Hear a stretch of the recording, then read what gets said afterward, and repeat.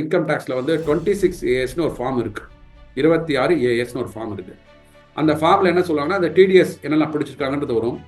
நீங்கள் கம்பெனி நடத்துகிறவராக இருந்தால் நீங்கள் ஜிஎஸ்டி டேர்ன் ஓவர் எவ்வளோ காமிச்சிருக்கிறீங்க அப்படின்றது வரும். ஸோ அந்த ஜிஎஸ்டி டேர்ன் ஓவர் நீங்கள் வந்து இன்கம் டேக்ஸ் சைட்டில் அந்த ஃபார்மில் வந்து 10 கோடி ரூபாய் காமிச்சிருக்கீங்கன்னு சொல்லி காமிக்கிறாங்க அப்படின்னா, இந்த இன்கம் டேக்ஸ் ஆஃபீஸர் என்ன பண்ணுவார்னா, நீங்கள் இன்கம் டேக்ஸ்க்கு ஃபைல் பண்ணுவீங்க இல்லையா, ஒரு ஃபினான்ஷியல் ஸ்டேட்மெண்ட், பேலன்ஸ் ஷீட் என்றால் அதில் இந்த 10 கோடி காமிச்சிருக்கீங்களான்னு பார்ப்பாரு. பார்க்கறதுக்கு ஈஸியாக இருக்கும் அவருக்கு. இப்போ நியூ டேக்ஸ் ரெஜிமில் என்ன பண்ணாங்கன்னா, சரி இந்த மாதிரியான எந்த விதமான கழிவுகளும் நீங்கள் வந்து எடுத்துக்க வேண்டாம், அதற்கு பதிலாக உங்களோட வருமான வரி உச்சவரமே நாங்கள் உயர்த்தி கொடுத்துருக்கோம். ஸோ 12 லட்சம் ரூபாய் வரைக்கும் ஒருத்தருக்கு வருமானம் வரி கிடையாது அப்படின்னா, அந்த ஒரு 5-7 லட்சம் ரூபாய் வரைக்கும் அவங்க வந்து சேமிப்பு தானே, அவங்க செலவு பண்ணிட்டு தான் கணக்கு காமிக்கணும் கேட்கணும் அப்படின்ற இதுலேருந்து முறையிலேருந்து நீங்கள் அதெல்லாம் வேண்டாம், நீங்கள் வந்து என்ன செலவு பண்ணாலும் பண்ணிக்கோங்க, நாங்கள் வந்து உங்களுக்கு 12 லட்சம் ரூபாய்க்கு ஏற்றிட்டோம் அப்படின்ற போது, இது வந்து எனக்கு தெரிஞ்சு ஒரு நியூ டேக்ஸ் ரெஜிமில் இருக்கிற இந்த பீப்புளுக்கு வந்து ஒரு பெரிய ஒரு மனநிறைவை கொடுக்கும். Income tax benefits for companies இன்னும் கொஞ்சம் பண்ணியிருக்கலாமோ அப்படின்னு சொல்லிட்டு எதிர்பார்ப்பு இருக்குது. அதாவது புதிதாக வந்து ஒரு நபர்களை நீங்கள் வேலைக்கு சேர்க்குறீங்கன்னா 80JJAன்னு ஒரு செக்ஷன் இருக்குது.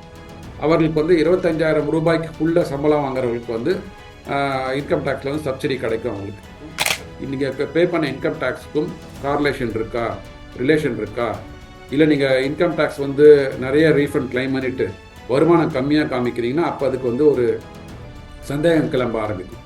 அப்போ தான் வந்து அவங்க வந்து ஒரு நோட்டீஸ் அனுப்புவாங்க, இந்த வருமானம் காமிச்சிருக்கிறீங்களே, இந்த இவ்வளோ அளவுக்கு டேக்ஸ் ரீஃபண்ட் கிளைம் பண்ணிருக்கீங்களே, இது சரிதானா, மீண்டும் சரிபார்த்து ஃபைல் பண்ணுங்கன்னு சொல்லுவாங்க.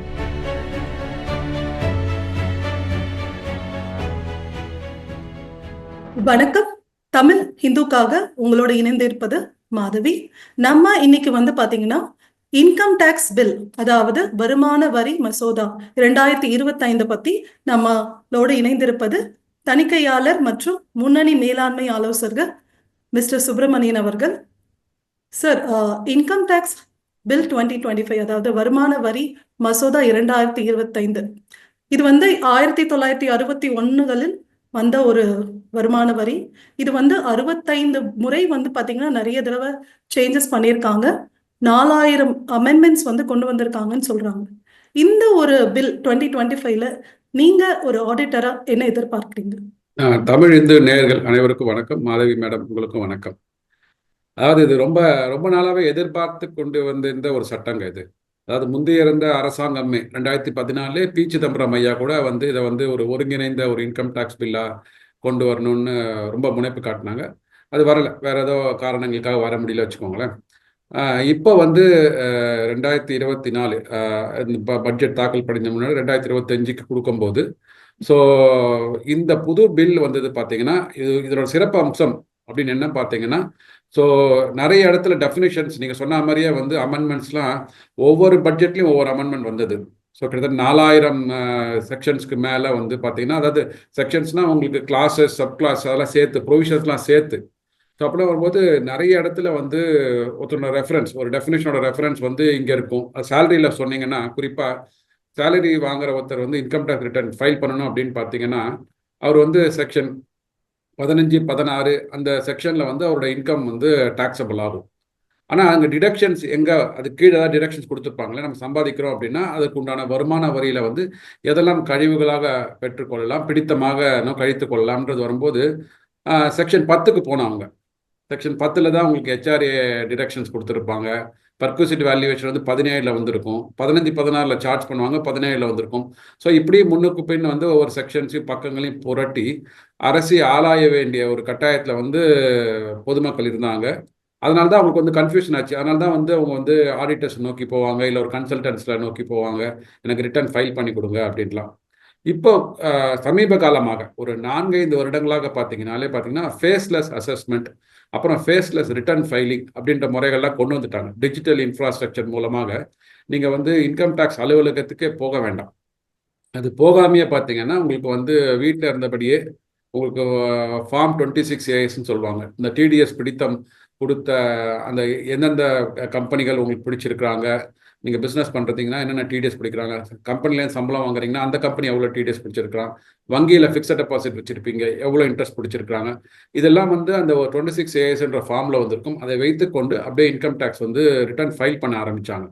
ஸோ இது இது வந்து இன்னும் கொஞ்சம் மக்களுக்கு சிரமமாக இருந்தது. எந்த செக்ஷனில் எனக்கு டிடக்ஷன்ஸ் கிடைக்கும், எந்த செக்ஷனில் நான் வந்து எக்ஸாம்ஷன் கிளைம் பண்ண முடியும் அப்படின்றதெல்லாம் இப்போ என்ன பண்ணாங்கன்னா, குறிப்பாக பார்த்தீங்கன்னா ஒரு சாமானியனுக்கு புரியணும்படி சொன்னால் ஒரு கிட்டத்தட்ட ஒரு 5.5 லட்சம் வார்த்தைகளுக்கு மேலே இருந்தது 1961 இன்கம் டேக்ஸ் ஆக்டில். 5.6 டு பி ப்ரிசைஸ், 5.6 லட்சம் வார்த்தைகளை கொண்டது 1961 இந்த இன்கம் டேக்ஸ் சட்டம் கொண்டு வரப்பட்ட போது. அப்புறம் அமெண்ட்மெண்ட்ஸ்லாம் கொண்டு வந்து இப்போ 5.6 கிட்ட போயிடுது அந்த வார்த்தைகள். இப்போ என்ன பண்ணாங்களா, அது எல்லாத்தையும் வந்து ஒரு சுருக்கி கன்சைஸாக வைத்து கொண்டு ஒரு 2.5 லட்சம், பாதிக்கு பாதி குறைச்சிட்டாங்க. கிட்டத்தட்ட ஒரு 2.5 லட்சம் வார்த்தைகள் தான் மொத்தமே. அதாவது முன்னாடி வந்து பார்த்தீங்கன்னா ஒரு 850 பேஜஸ் கிட்ட இருக்கும் இந்த பழைய ஆக்ட். இப்போ வந்து 622 பக்கங்கள் மட்டுமே. இன்னும் மக்களுக்கு குறிப்பாக சொல்லணும் அப்படின்னா, சாதாரண ஒரு குடிமகன் ஒரு சட்டத்தை படித்து அவனுக்கு புரிகிற மாதிரி இருக்கிற மாதிரியான இலகுவான இங்கிலீஷில் வந்து ஆங்கிலத்தில் வந்து இந்த சட்டத்தை வந்து வடிவமைத்திருக்கிறார்கள். ரொம்ப குறிப்பாக சொல்லணும்னா இன்கம் சார் சொல்லுங்க. சார் அப்பனா வந்து ஒரு ஆடிட்டரோட வேலை வந்து இப்போ இருக்காதுன்னு நினைக்கிறீங்களா? அப்படி இல்லை, ஆடிட்டரோட வேலை வந்து ஒவ்வொருத்தரோட வேல்யூ அடிஷன் ஒன்று இருக்குங்க. அதாவது ஒரு ஆடிட்டராக வந்து ஒருத்தர் வந்து ஒரு ஒரு கம்பெனியில் நியமிக்கப்படுகிறார் அப்படின்னா, அந்த கம்பெனியில் வந்து இந்தியாவில் வந்து இன்கம் டேக்ஸ் மட்டும் இல்லை, அது மாதிரி ஒரு 20-30 சட்டங்கள் இருக்குது. அந்த சட்டங்கள் உள்ள நுணுக்கங்களை வந்து தெரிந்து கொண்டு அந்த நுணுக்கங்களின் மூலமாக பிஸ்னஸை எப்படி மேம்படுத்துவது, அதற்குண்டான வந்து ஒரு எனேபிளராக வந்து ஊக்குவிப்பவராக வந்து ஆடிட்டர் இருக்கணும், ஆர் ஃபினான்ஷியல் கன்சல்டன்ட் இருக்கணும். ஆடிட்டரோட வேலை என்னன்னா, இந்த சட்டம் செய்ததை சொன்னதை இவர்கள் செய்தார்களா, செய்ததை வந்து கரெக்டாக ஃபாலோ பண்ணியிருக்காங்கன்னு சொல்லிட்டு கையெழுத்து போடுற வேலை தான் வந்து ஆடிட்டரோட வேலை. ஆக்சுவலாகவே ஆடிட்டருக்கு வந்து கண்டிப்பாக நீங்கள் வந்து ஒரு 10 லட்சம் இல்லை 20 லட்சம் சம்பாதிக்கிறவங்க வந்து ஆடிட்டர்கிட்ட போகணுன்றது அவசியம் கிடையாது. இப்போ யாரும் போகிறதில்ல. இந்த புதுசாக இந்த டிஜிட்டல் முறையில் வந்து இன்கம் டேக்ஸ் ஃபைல் பண்ண வேண்டிய இடத்துல பார்த்தீங்கன்னா, ஏன்னா முன்னாடி வந்து நீங்கள் இன்கம் டேக்ஸ் ஆஃபீஸில் போயிட்டு வந்து இன்கம் டேக்ஸ் ரிட்டர்ன் ஃபார்மை வாங்கி அதை கையால் ஃபில்அப் பண்ணி திருப்பி அங்கே போய் ஃபைல் பண்ணணும். இதற்கு வந்து ஒரு நிறுவனத்தை வேலை செய்கிறவங்களுக்கு வந்து கிட்டத்தட்ட ஒரு 2 நாள் லீவு தேவைப்படும். இப்போ அதெல்லாம் கிடையாது. அதனால தான் அவங்க முன்னாடி இந்த ஆடிட்டர் ஆஃபீஸில் கொடுத்துருந்தாங்க. ஆடிட்டர் ஆஃபீஸில் அவங்க ஃபில்அப் பண்ணி கொடுப்பாங்க, நீங்கள் கையெழுத்து மட்டும் போட்டால் போதும். டாக்குமெண்ட்ஸ் கொடுத்ததுக்கப்புறம் அந்த ஆடிட்டர் ஆஃபீஸில் உள்ள ஆஃபீஸ் பாயாக போயிட்டு இன்கம் டேக்ஸ் ரிட்டர்ன் ஃபைல் பண்ணிட்டு வந்தாங்க முன்னாடிலாம். அதெல்லாம் காலம் மாறி போச்சு. ஸோ அதனால் இப்போ நீங்களே வந்து உங்கள் வேலையை விட்டுட்டு வந்ததுக்கு அப்புறம் 8 மணிக்கு வீட்டுக்கு வரீங்க, 9 மணிக்கு வீட்டுக்கு வரீங்கன்னா ராத்திரி உட்காந்து ரிட்டர்னை ஃபைல் பண்ணிட்டு போய் இருக்கலாம். ஸோ அதனால் ஆடிட்டருக்கு வேலைகள் குறைஞ்சிட்டுதா? கண்டிப்பாக இந்த ஏரியாவில் குறைஞ்சிருக்குது. ஆனால் அவர்களோட இது இருக்குது பார்த்தீங்களா, ஸ்கோப் ஆஃப் ஒர்க் இருக்குது பார்த்தீங்களா, எப்படி வந்து ஒரு நிறுவனத்தை வந்து ஒரு நல்ல ஒரு டாக்ஸ் பிளானிங் மூலமாக அந்த நிறுவனத்தின் லாபத்தை வந்து எப்படியெல்லாம் வந்து அதாவது நாட்டில் உள்ள இன்சென்டிவ்ஸ், எக்ஸ்போர்ட் பெனிஃபிட்ஸ் இருக்குது, ஜிஎஸ்டி மூலமாக என்னென்ன நமக்கு பெனிஃபிட்ஸ் கிடைக்குது, இன்கம் டேக்ஸ் என்ன பெனிஃபிட் கொடுக்குறாங்க, அரசாங்கத்தில் மத்திய அரசாங்கம் மாநில அரசாங்கம் அங்கே வந்து என்னென்ன சப்சிடிஸ் இருக்குது, மானியங்கள் புதுசாக பிஸ்னஸ் தொடங்கும் போது இருக்கிற பிஸ்னஸ், இதையெல்லாம் வந்து ஒரு எக்ஸ்பர்ட் ஒப்பீனியனாக ஒரு ஃபினான்ஷியல் கன்சல்டன்டாக ஆடிட்டராக வந்து அவர்களுக்கு வந்து இன்ஃபர்மேஷன் கொடுக்க முடியும். ஸோ இங்கே பண்ணிட்டு இருந்த வேலையை வந்து இவர்கள் பண்ணி விட்டுட்டு நீங்கள் வந்து பேசிக் இன்ஃபர்மேஷனை வச்சு இன்கம் டேக்ஸ் ரிட்டர்ன் ஃபைல் பண்ணிடுங்க. ஆனால் உங்கள் பிஸ்னஸை நடத்துவதற்கு ஆடிட்டர்கள் வரக்கூடிய ஃபினான்ஷியல் கன்சல்டன்ட் வந்து அந்த ஒரு 10-15 சட்டங்களில் உள்ள என்னென்ன வந்து பெனிஃபிட்ஸ் இருக்குது, பயனாளிகள் என்னென்ன எடுத்துக்கொள்ளணும், அவங்க பயன்பாடுகள் என்ன அப்படின்ற சொல்கிற இடத்துல வந்து இப்போ வந்து ஆடிட்டர்கள் நவுந்திருக்காங்கன்றதை நான் பார்க்குறேன் இந்த சட்டங்கள் மூலமாக. சார் இப்போ ஒரு ஒரு பெரிய ஒரு கண்ணோட்டமா நம்ம பார்க்கலாம். எப்படி ஒரு இன்கம் டேக்ஸ், அதாவது வருமான வரி நம்ம இந்தியாவின் பொருளாதாரத்துக்கு முக்கியமா இருக்கு. இத ரெண்டா பிரிச்சுட்டு நம்ம வந்து ஒரு தனி மனிதன் மற்றும் ஒரு கார்ப்பரேட், ஒரு கம்பெனி, இப்படி 2 விதமா பார்க்கும்போது எவ்வளவு தூரம் தனி மனிதனோட இன்கம் டேக்ஸ் வந்து பொருளாதாரத்துல வந்து முக்கியத்துவமா இருக்கு அண்ட் கார்ப்பரேட்ஸ் எப்படி இருக்கு, இதை வந்து எப்படி இந்த பில் வந்து சுலபமாக்கி இருக்கு? ஓகே, அதாவது அரசாங்கத்துக்கு வந்து 2 விதமான வருமானங்கள் வரியை பொறுத்த வரைக்கும். ஒன்று வந்து நேரடி வரி வருமானம், இன்னொன்று வந்து மறைமுக வரி வருமானம். ஸோ நேரடி வருமானம்ன்றது வந்து வரி வருமானம்ன்றது தான் வந்து ஒரு தனி நபரோ தனி நிறுவனமோ அவர்கள் ஈட்டுகின்ற வருமானத்திற்கு அதற்கு செலவுகள் போக மீதி என்ன வரி செலுத்தணுன்றது வந்து அதுதான் வந்து டைரக்ட் இன்கம் டேக்ஸ்னு சொல்லுவாங்க. இப்போ நான் சம்பாதிக்கிறேன், நான் வந்து செலவு பண்ணுறேன், அந்த இன்கம் டேக்ஸ் டிடக்ஷன் தான் கிளைம் பண்ணுறேன், மீதி வருகின்ற வருமானத்திற்கு நான் வரி கட்டணும். அந்த வரியை நான் வந்து உங்கள் மேலேயோ இல்லை இன்னொருத்தர் நபர் மேலேயோ XYZ மேலேயோ நான் வந்து மாற்றி அமைக்க முடியாது, கொடுக்க முடியாது. இது தனிநபரை சார்ந்தது, தனி நிறுவனத்தை சார்ந்தது. ஏன்னா இந்த இன்கம் வந்து எனக்கு தான், அதனால நான் தான் இன்கம் டேக்ஸ் கட்டணும். இதை வந்து மாற்றி அமைக்க முடியாது, மாற்றி இன்னொருத்தருக்கு கொடுக்க முடியாது. இன்டைரக்ட் டேக்ஸ் இப்போ மிக முக்கியமாக பார்த்தீங்கன்னா GST, goods and service tax சொல்கிறோம் பார்த்தீங்களா. இது வந்து அந்த பொருளை வந்து யார் வாங்குறாங்களோ, யார் விற்கிறாங்களோ, அவர்கள் வந்து அவங்க இப்போ ஒரு மேனுஃபேக்சர் பண்ணுறேன்னா அடுத்த ஒருத்தருக்கு விற்பாங்க. அந்த வாங்குற வந்து அவங்க டேக்ஸ் கட்டுவாங்க. அந்த வாங்குறவங்க ட்ரேடிங் கம்பெனியாக இருந்தாங்கன்னா, அந்த பொருட்களை வாங்கி விற்கிற கம்பெனிகளாக இருந்தாங்கன்னா, அடுத்து அவங்க கன்சியூமருக்கு விற்பாங்க. யார் அதை வந்து உபயோகிக்க போகிறாங்களோ அந்த உபயோகிக்கிறவர்கள் தான் வந்து கடைசியாக அந்த ஜிஎஸ்டியாக இருக்கட்டும், இல்லை இன்டைரக்ட் டேக்ஸாக இருக்கட்டும், அதை அவங்க கட்டுவாங்க. ஏன்னா அவர் பயன்படுத்துகிறார்கள் அந்த பொருளையோ அந்த சர்வீஸையோ. ஸோ அதனால் வந்து இன்டைரக்ட் டேக்ஸ் வந்து it shifts the responsibility of paying tax வந்து it goes to the ultimate கன்சியூமர்னு சொல்லுவாங்க. ஸோ இதுதான் வந்து பேசிக்காக உங்களுக்கு டைரக்ட் டேக்ஸுக்கும் இன்டைரக்ட் டேக்ஸுக்கும் உண்டான வித்தியாசம். ஸோ டைரக்ட் இது ரெண்டு தான் வந்து நம்மளோட மிகப்பெரிய ஒரு ஜிடிபியில் பார்த்தீங்கன்னா மிகப்பெரிய ஒரு பங்கு வகிக்கிறது. இப்போ எதுக்காக வந்து இப்போ உங்களுக்கு வந்து இந்த ஆப்டிமைசேஷன், ஜிஎஸ்டி ஆப்டிமைசேஷனாக இருக்கட்டும், இன்கம் டேக்ஸ் ஆப்டிமைசேஷன் ஏன் கொண்டு வராங்கன்னா, நிறைய நிறுவனங்களுக்கு இப்போ கூட நம்ம பார்த்துருப்போம். சில பேர் என்ன சொல்லுவாங்கன்னா, பர்சனல் இன்கம் டேக்ஸ் ஜாஸ்தியாகி கொண்டு இருக்கிறது. அதாவது தனிநபர்கள் செலுத்துகின்ற வரி வந்து நம்ம இந்திய நாட்டில் உயர்ந்து கொண்டிருக்கிறது. கார்ப்பரேட் நிறுவனங்கள் பே பண்ணுற அந்த வரிகள் வந்து குறைந்து கொண்டிருக்கின்றன. அப்படின்னா இதுக்கு வந்து கார்ப்பரேட்டுகளுக்கு நிறைய சலுகை கொடுத்துட்டாங்க, தனிநபருக்கு சலுகை கொடுக்கல அப்படின்ற அர்த்தம் கிடையாது.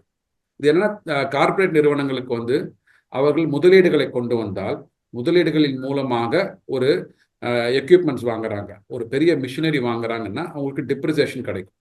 ஸோ அதனால வந்து அவங்களுக்கு வந்து அந்த ஒரு 3-4 வருடங்களுக்கு இன்கம் டேக்ஸ் பே பண்ணுறது வந்து கம்மியாகும்.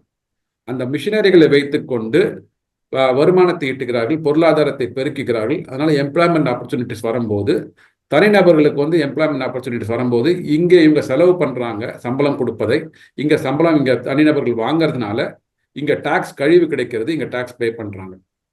புரியுதுங்களா? ரெண்டு விதமாக, ஒன்று அந்த எக்யூப்மெண்ட் அந்த கட்டமைப்புகளை உருவாக்குறதுனால அவங்களுக்கு வந்து டிடக்ஷன்ஸ் கிடைக்கிறது, அதனால வருமான வரி அவங்களுக்கு குறைகிறது. அதன் மூலமாக வேலைவாய்ப்பு பெருக்கிறதுனால இவர்கள் சம்பளம் வந்து இந்த பெரிய நிறுவனங்கள் வந்து தனிநபர்கள் கொடுக்கறதுனால அவங்களோட வருமானம் உயர்கிறது. வருமானம் உயர்கிறதுனால வரி உயர்கிறது.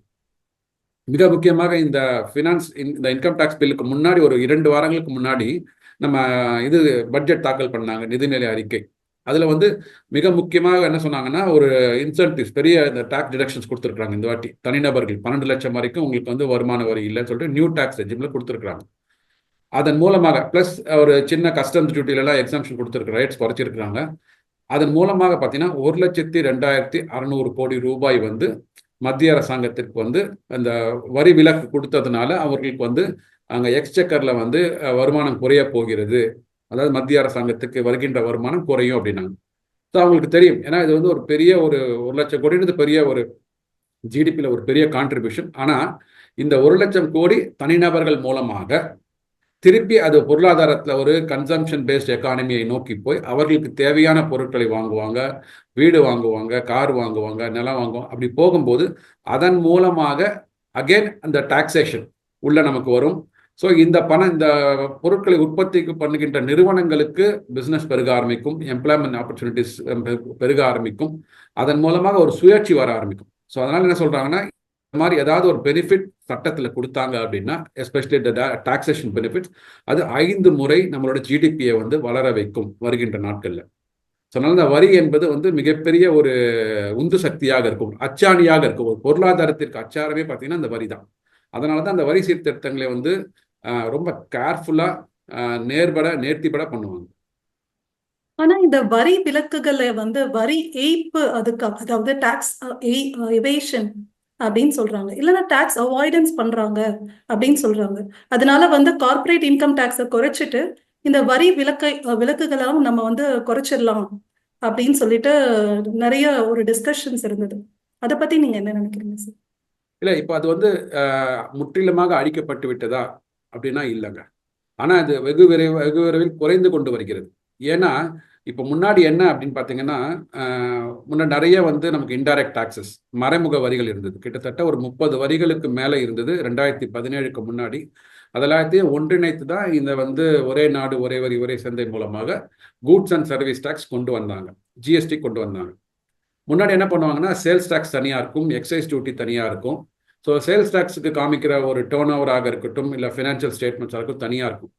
எக்ஸைஸ் டியூட்டியில் அவங்க காமிக்கிற டேர்ன் ஓவர், அவங்க காமிக்கிற ஃபினான்ஷியல் ஸ்டேட்மெண்ட் தனியாக இருக்கும். ஏன்னா சென்ட்ரல் எக்ஸைஸ் வந்து சென்ட்ரல் கவர்மெண்ட் அவங்க மேற்பார்வையில் இருக்கிறது. சேல்ஸ் டேக்ஸ் வந்து ஒவ்வொரு மாநிலங்களோட மேற்பார்வையில் இருக்கிறது. இப்போ வந்து இவங்க 2 பேருக்குமே வந்து ஒரு டாக்கிங் பிளாட்ஃபார்ம், இந்த டேட்டாவை கனெக்ட் பண்ணுறதுக்கு உண்டான ஒரு பிளாட்ஃபார்ம் இல்லவே இல்லைங்க.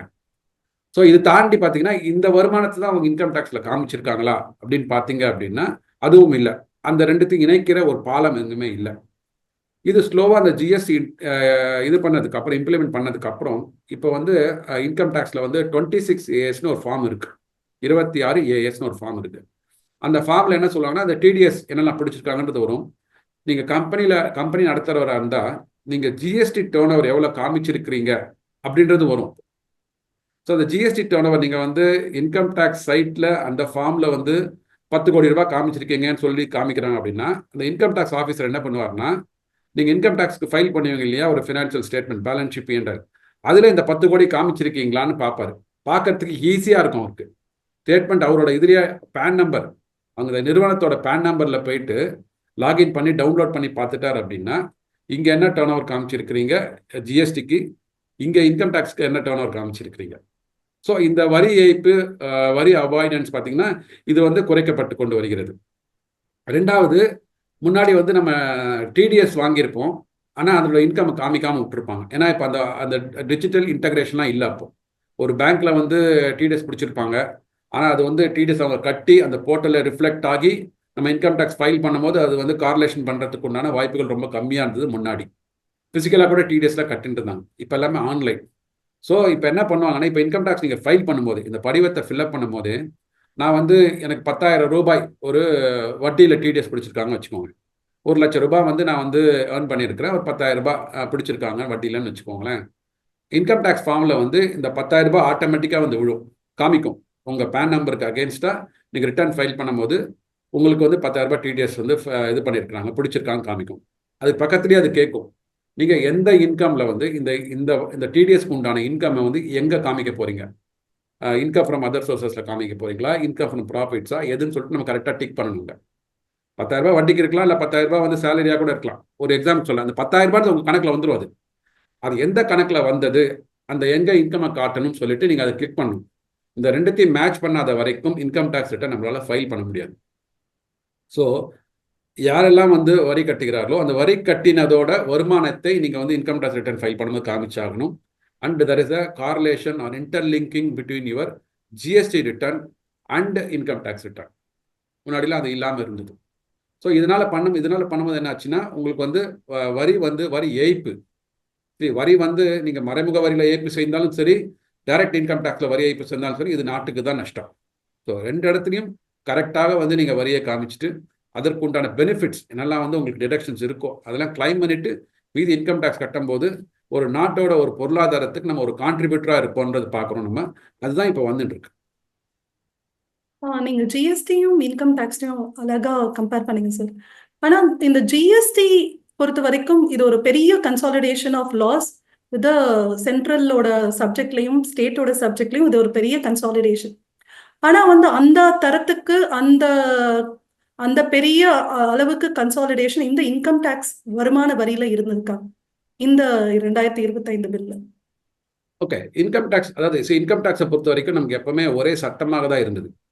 ஆனால் அதுக்குள்ள இன்கம் டேக்ஸ் யாரெல்லாம் வந்து இன்கம் டேக்ஸ் ஃபைல் பண்ணணும் அப்படின்றதுன்னு பார்த்தீங்கன்னா தான் ஒரு 5-6 கேட்டகரிஸ் இருந்தது. அதாவது இண்டிவிஜுவலாக இருக்கலாம், இல்லைன்னா நீங்கள் வந்து பார்ட்னர்ஷிப் 2-3 நபர்களோட சேர்ந்து ஒரு நிறுவனத்தை நடத்தலாம், பார்ட்னர்ஷிப்னு சொல்லுவோம். இல்லை கோஆப்ரேட்டிவ் சொசைட்டியாக இருக்கலாம், இல்லைனா வந்து கம்பெனியாக இருக்கலாம். கம்பெனியில் கூட இப்போ வந்து LLP, limited liability partnership firm சொல்கிறாங்க, எல்எல்பி, அதுவாகவும் இருக்கலாம்.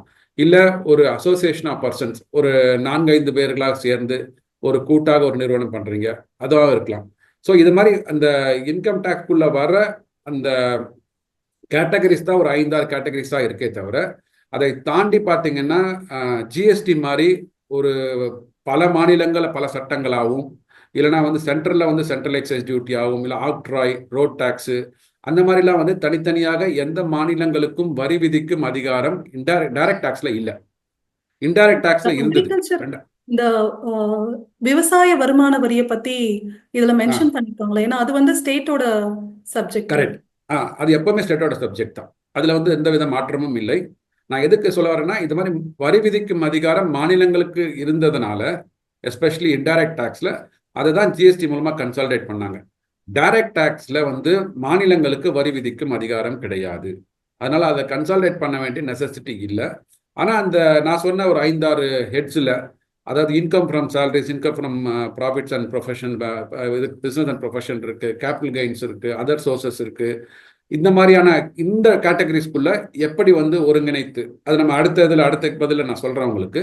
குறிப்பாக அதை மட்டும்தான் பண்ணியிருக்காங்களே தவிர இதில் பெருசாக ஒன்றிணைப்பதற்கான ஒரு அவசியம் தேவை இல்லை இங்கே. இன்னொன்று, இந்த இன்கம் டேக்ஸ் பில் என்ன ட்ரை பண்ணியிருக்காங்க அப்படின்னா, நிறைய ஒரு டெஃபினிஷன்ஸ் கன்ஃபியூஷன் இருந்ததுங்க மக்களுக்கு. இன்ஃபேக்ட் வந்து நிறைய இந்த நிறுவனத்தில் வேலை பார்க்குற இந்த ஃபினான்ஷியல் ப்ரொஃபஷனல்ஸ்க்கே வந்து கன்ஃபியூஷன் வரும். நமக்கு எல்லாம் தெரிஞ்சது வந்து கேலண்டர் இயர், ஃபினான்ஷியல் இயர் மட்டும்தான். ஆனால் இன்கம் டேக்ஸில் மட்டும்தான் ப்ரீவியஸ் இயர்னு ஒன்று சொல்லுவாங்க, அப்புறம் அசஸ்மெண்ட் இயர்னு ஒன்று சொல்லுவாங்க. ப்ரீவியஸ் இயர்னா என்ன நம்மளை பொறுத்த வரைக்கும் போன வருடம் அப்படின்னு நினச்சிப்போம். ஆனால் போன வருடம்ன்றது வந்து இன்கம் டேக்ஸுக்கு நீங்கள் எந்த வருஷம் வந்து இன்கம் டேக்ஸ் ஃபைல் பண்ணுறீங்களோ அந்த வருஷத்துக்கு உண்டான பெயர் தான் ப்ரீவியஸ் இயர்.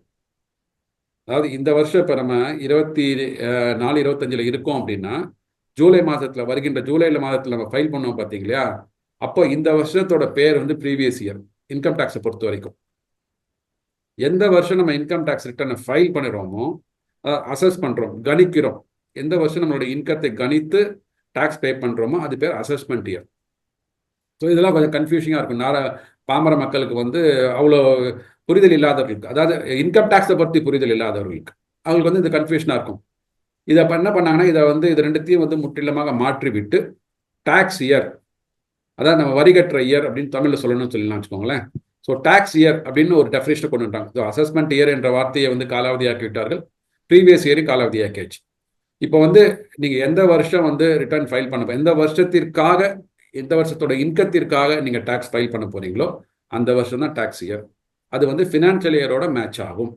ஃபினான்ஷியல் இயர் என்பது நம்மளோட வந்து 1 ஏப்ரல்லேருந்து 31 மார்ச் வரைக்கும் ஃபினான்ஷியல் இயர், அதுதான் டேக்ஸ் இயர். சில பேருக்கு வந்து ஒரு கொஸ்டின் கூட கேட்டிருக்கிறாங்க வலைதளத்துலலாம், டேக்ஸ் இயர் வந்து ஃபினான்ஷியல் இயரோட குறைவாக இருக்க முடியுமா அப்படின்னா, இருக்க முடியும். ஏன்னா டேக்ஸ் இயர் எப்போ ஆரம்பிக்கும் அப்படின்னா, உங்களோட நீங்கள் ஒரு புதுசாக பிஸ்னஸ் ஸ்டார்ட் பண்ணுறீங்க அப்படின்னா, சப்போஸ் ஆகஸ்ட் மாதம் ஸ்டார்ட் பண்ணுறீங்க, ஸோ அந்த வருடம் ஆகஸ்ட்லேருந்து அடுத்த வருடம் மார்ச், அதாவது ஆகஸ்ட் 24லேருந்து மார்ச் 25 வரைக்கும் டேக்ஸ் இயராக இருக்க முடியும். தொன்று தொட்டு பிஸ்னஸ் நடத்தின்னு வராங்க, நான் வேலைக்கு போயின்னு இருக்கேன் அப்படின்னா 1 ஏப்ரல்லேருந்து 31 மார்ச் வரைக்கும். இது மிக முக்கியமான ஒரு மக்களோட ஒரு கிளாரிஃபிகேஷன்ஸ், டவுட்டை தீர்த்து வைப்பதற்கான மிக முக்கியமான டெஃபினேஷனாக பார்க்குறேன் இந்த டேக்ஸ் இயர் என்ற கான்செப்டை கொண்டு வந்ததுக்காக. வெறும் அதுக்கப்புறம் எளிமைப்படுத்தாம மட்டும் ஒரு கிளாரிட்டியும் கொண்டு வந்திருக்காங்க. ஆனா சாதாரண ஸ்போக்கன் லாங்குவேஜ், இப்போ நானும் நீங்கள் டேக்ஸ் இயர்னா நமக்கு புரியும் நமக்கு. சரி, நீங்கள் எந்த வருஷம் இன்கம் ஏர்ன் பண்ணிருக்கீங்களோ அந்த வருஷத்துக்குள்ள டேக்ஸ் கட்ட போறீங்க, அதுதான் டேக்ஸ் இயர், அவ்வளோதான். Well, good, sir. ஆனா எளிமைப்படுத்துறது மட்டும் இந்த டாக்ஸ் அமெண்ட்மெண்ட் வந்து கொண்டு வந்திருக்கு அப்படின்னு சொன்னாங்க. ஆனா வந்து சில 55% வார்த்தைகளை குறைத்தது மட்டும் எளிமைப்படுத்துவதா இருக்குமா சார்? ஏன்னா நிறைய அப்சலீட் லாஸ், அதாவது நிறைய லாஸ் வந்து நம்ம வந்து எடுத்து விட்டுட்டோம். இந்த மாதிரி விஷயங்களை வந்து கன்சாலிடேட் பண்றதுனால மட்டும் தெளிவு பிறந்துருமா? கண்டிப்பாக சொல்றேன். ஒரு குறிப்பிட்ட ஒரு எக்ஸாம்பிள் சொல்றேன் பாருங்களேன். டிடிஎஸ்ன்னு ஒரு செக்ஷன் இருக்குங்க, டாக்ஸ் டிடக்டட் அட் சோர்ஸ். உங்களுக்கு ஒருத்தர் வருமானம் உங்களுக்கு பதிலாக கட்டுறாங்க அப்படின்னு சொன்னா, அதுக்கு வந்து அவங்க வந்து வரி பிடித்து கொண்டு விட்டு தான் மீதி அவங்களுக்கு கொடுக்கணும். இது வந்து 102 பழைய செக்ஷன்ல சொல்றேன் பாருங்களா, 192 செக்ஷன் 1961 ஆக்ட்ல 192லேருந்து 194 ABCD அப்படி போய்கொண்டே இருக்கும். எங்களெல்லாம் முன்னாடி சொல்றேன், ஒரு 10-15 வருஷம் முன்னாடி ஒவ்வொரு வருஷமும் எத்தனை செக்ஷன் ஏறப்போகுது, எத்தனை ABCD ஏறப்போகுது, Z வரைக்கும் தானே இருக்குது, Zக்கு அப்புறம் என்ன ஆகும், ஏஏன்னு மாறிடுமா அப்படின்லாம் வந்து ஒரு ஜோவியில கூட பேசுவாங்க. ஸோ அந்த அளவுக்கு அட்டவணை நீண்டு கொண்டே போகும் உங்களுக்கு.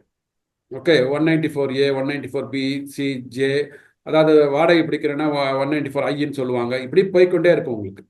ஸோ அது வந்து மக்களுக்கு வந்து எந்த செக்ஷனை பார்க்கணும், எப்படி பார்க்கணும்லாம் கஷ்டமாக இருக்கும். ஒரு 30 பக்கத்தை படிக்கணும், அப்போ தான் உங்களுக்கு தெரியும்.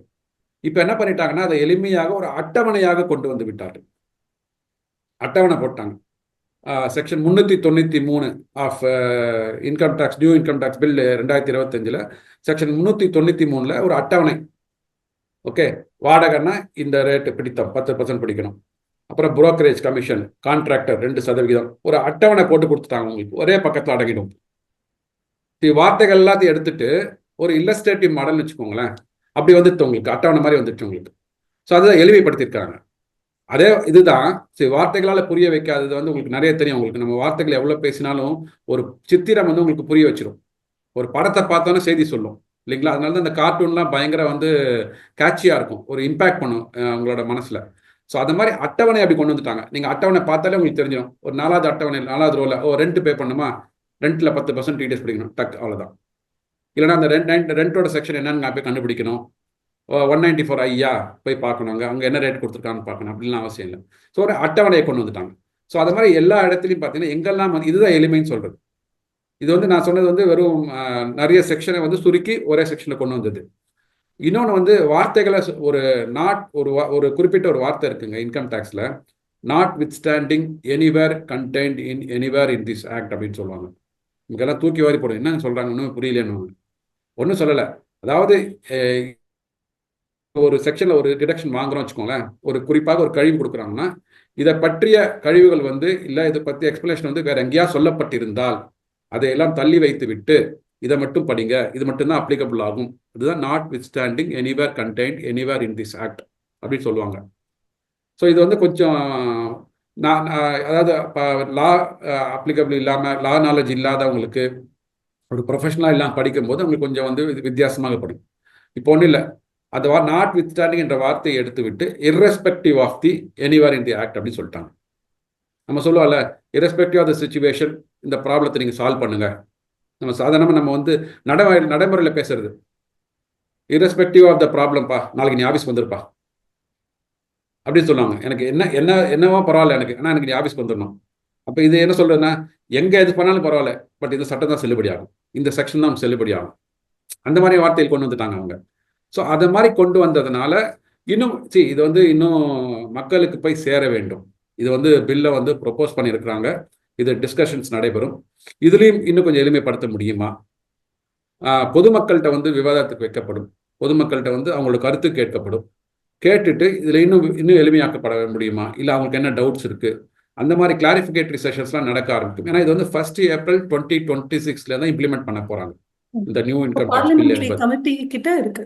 இருக்கு. ஸோ அது வந்து பொதுமக்கள்கிட்ட இண்டஸ்ட்ரியல் எக்ஸ்பர்ட்ஸ், இண்டஸ்ட்ரியல் அசோசியேஷன்லேருந்து உங்களுக்கு வந்து அவங்களோட இதை கேட்பாங்க, அவங்க ஒப்பீனியன்ஸை கேட்பாங்க.